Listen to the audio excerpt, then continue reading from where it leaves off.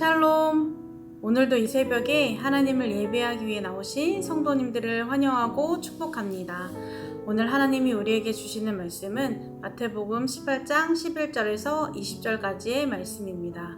제가 봉독하겠습니다. 너희 생각에는 어떠하냐? 만일 어떤 사람이 양 100마리가 있는데 그 중에 하나가 길을 잃었으면 그 99마리를 산에 두고 가서 길 잃은 양을 찾지 않겠느냐? 진실로 너희에게 이르노니 만일 찾으면 길을 잃지 아니한 99마리보다 이것을 더 기뻐하리라. 이와 같이 이 작은 자 중에 하나라도 잃는 것은 하늘에 계신 너희 아버지의 뜻이 아니니라. 내 형제가 죄를 범하거든 가서 너와 그 사람과만 상대하여 권고하라. 만일 들으면 내가 내 형제를 얻은 것이요 만일 듣지 않거든 한두 사람을 데리고 가서 두세 증인의 입으로 말마다 확증하게 하라. 만일 그들의 말도 듣지 않거든 교회의 말하고 교회 말도 듣지 않거든 이방인과 세리와 같이 여기라. 진실로 너희에게 이르노니 무엇이든지 너희가 땅에서 매면 하늘에서도 매일 것이요 무엇이든지 땅에서 풀면 하늘에서도 풀리리라. 진실로 다시 너희에게 이르노니 너희 중에 두 사람이 땅에서 합심하여 무엇이든지 구하면 하늘에 계신 내 아버지께서 그들을 위하여 이루게 하시리라.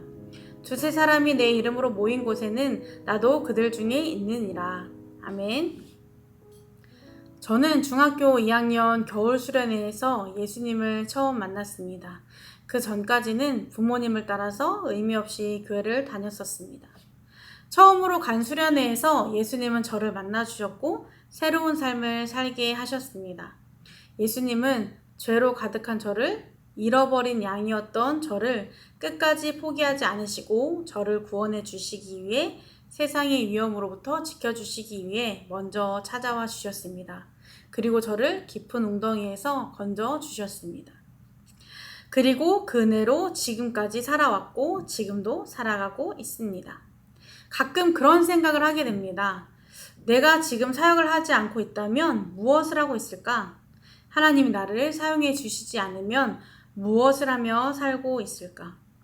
내가 만약 구원받지 못했다면 하나님을 모른 채 살아가고 있다면 지금 내 삶은 어땠을까?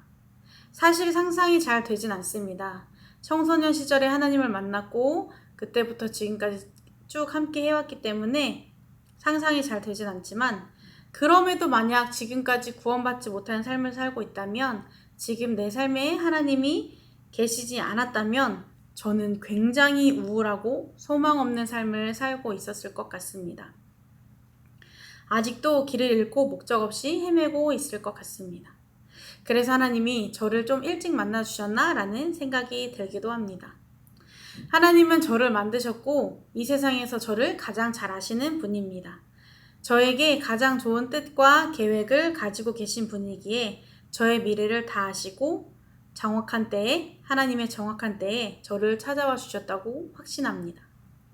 오늘 본문 말씀을 보면 한 영혼을 귀하게 여겨야 한다는 제자들을 향한 주님의 가르침이 나옵니다. 본문에 앞서 제자들의 질문으로 시작된 이 말씀은 어떤 상황에서든 아무리 작은 자일지라도 귀하게 여겨야 한다는 말씀으로 연결됩니다. 주님은 잃은 양의 비유를 통해 한 영혼의 귀함을 일깨워 주셨고 죄를 범한 형제를 어떻게 대할 것인가에 대해서 그 영혼들을 어떻게 품어야 할지 가르쳐 주셨습니다. 이 작은 자를 위해서 공동체가 어떻게 해야 하는지에 대해서 가르쳐 주셨습니다. 그리고 지금 우리에게도 제자들에게 말씀하셨던 것처럼 한 영혼을 귀하게 여기라고 말씀하십니다.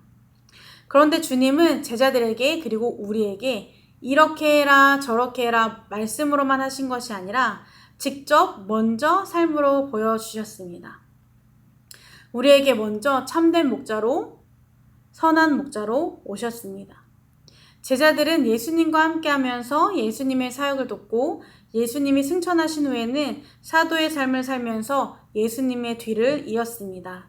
그런 제자들도 다른 이들과 똑같이 구원받아야 할 존재였습니다. 목자 없이 길을 잃은 어린 양들이었습니다. 이런 그들에게 예수님이 친히 찾아가셨고 그들을 구원해 주시고 제자로 삼으시며 그들의 목자가 되어 주셨고 사역에 동참하게 하셨습니다. 이들은 그다지 특별한 사람들도 아니었습니다. 어부였고 세리였고 지극히 평범한 삶을 살았던 사람들이었습니다. 우리도 마찬가지입니다. 특별할 것 없었던 지극히 평범했던 제자들을 찾아가신 것처럼 그 주님이 지극히 작고 평범한 우리에게도 찾아오셔서 죄의 위험에 빠져서 길을 잃고 헤매는 우리를 구원해 주셨고 주님 곁으로 이끌어 주셨습니다. 천하보다 한 영혼을 귀하게 여기는 하나님의 마음, 길 잃은 단 한 마리의 양을 찾기 위해 밤새 돌아다니는 하나님의 마음, 작은 자 하나라도 잃지 않기 위해 찾아 나서시는 주님의 마음은 먼저 주님의 인도함을 받은, 구원을 받은 우리가 꼭 배워야 할 태도이고 마음입니다. 그러면서 주님은 죄로 가득한 우리의 삶을 품어주셨습니다. 본문 말씀 15절에서 18절에는 죄를 범한 형제를 대하는 태도에 대해서 말씀하고 있습니다. 실생활에서 공동체 안에서 충분히 일어날 수 있는 상황을 말씀하시면서 그들을 어떻게 대하고 품어줘야 할지 가르쳐 주셨습니다. 예수님은 잘못을 한 형제가 최대한 잘못을 깨닫고 돌이킬 수 있도록 여러 번 권고하라고 말씀하셨습니다. 1차적으로는 죄를 범한 당사자와 그것을 인지한 인지자가 두 사람 관계 안에서 최대한 해결할 수 있도록 안내해 주셨습니다. 이 방법은 불필요한 비난의 확산을 미리 차단하고 당사자의 회복을 돕는 지혜로운 방법입니다. 그러나 이 방법이 통하지 않는다면 또 다른 권고를 통해서 회복을 도와야 한다고 말씀하십니다. 계속해서 죄를 범한 형제가 자신의 잘못을 깨닫고 다시 돌아오도록 여러 번의 기회를 주어야 한다고 말씀하셨습니다. 물론 그 형제가 끝내 돌아오지 않는다면 어쩔 수 없지만 교회가, 공동체가 먼저 포기하지 않고 끝까지 하나님의 마음과 같은 목자의 심정으로 찾아가며 지극히 작은 자 하나를 위해 끝까지 최선을 다해야 하는 우리의 자세에 대해서 말씀해 주셨습니다. 그리고 주님이 먼저 우리를 이렇게 회복시켜 주셨습니다.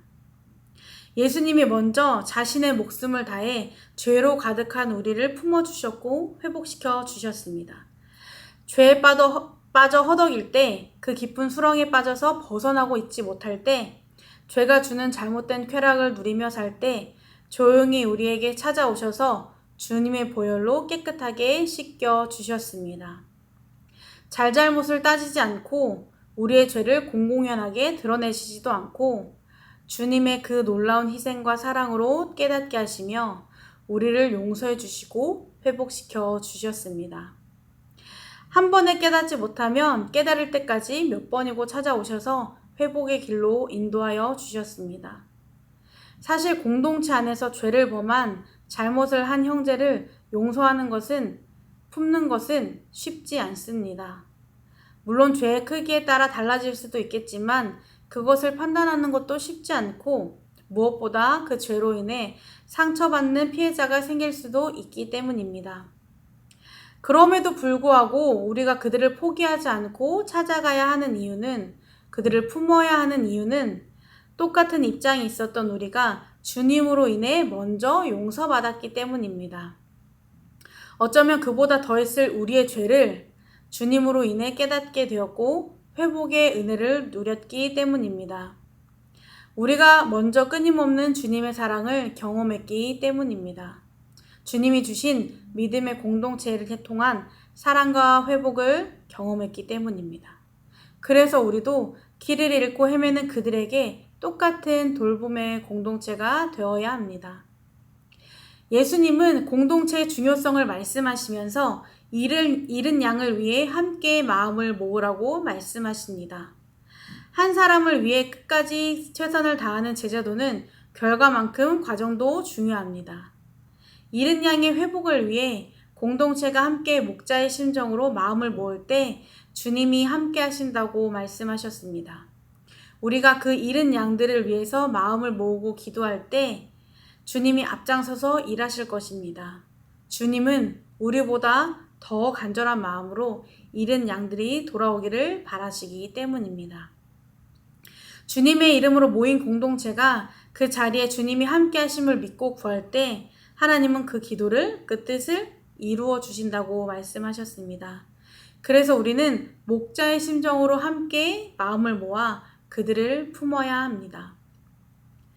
우리가 기도해야 할 잃은 양들은 우리 주변에 여전히 많이 있습니다.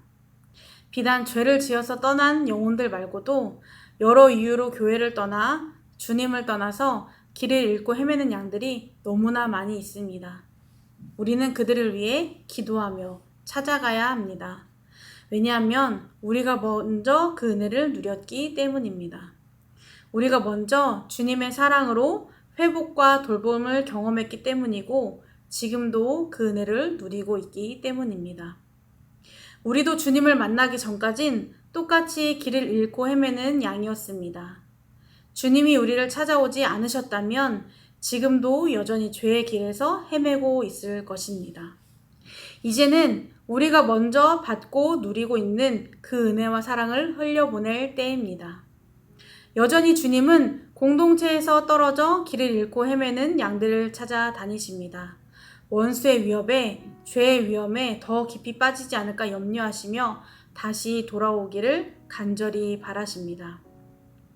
그래서 우리를 찾아오셨고, 우리를 회복시키셨고, 우리를 그들에게 보내셨습니다.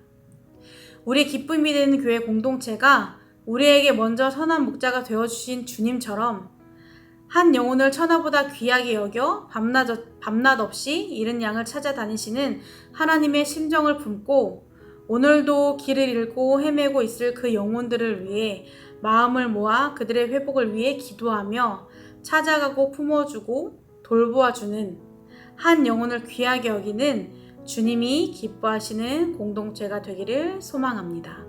함께 기도하시겠습니다. 어딘가에서 길을 잃고 헤매던 우리를 찾아오신 주님, 한 영혼을 귀하게 여기시는 그 마음으로 목숨을 내어주기까지 하신 주님, 그 한없는 은혜와 놀라운 사랑에 감사를 드립니다. 이제는 우리가 먼저 받은 그 은혜와 사랑을, 자비와 긍휼을 우리 주변에서 길을 잃고 헤매는 자들에게 흘려보낼 수 있도록 인도하여 주옵소서.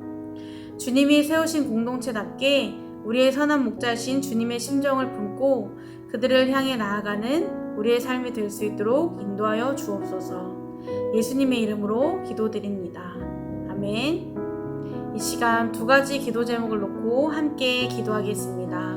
먼저는 잃은 양이었던 우리를 사랑으로 찾아오셔서 회복시키신 주님의 마음을 품고 받은 사랑으로 한 영혼을 귀하게 여기는 우리가 될 수 있도록, 두 번째로 지금도 길을 잃고 헤매는 영혼들을 찾아가 먼저 손 내밀고 그들을 품고 기도하는 기쁨이 되는 교회 공동체가 될 수 있도록 이 시간 함께 기도하시겠습니다.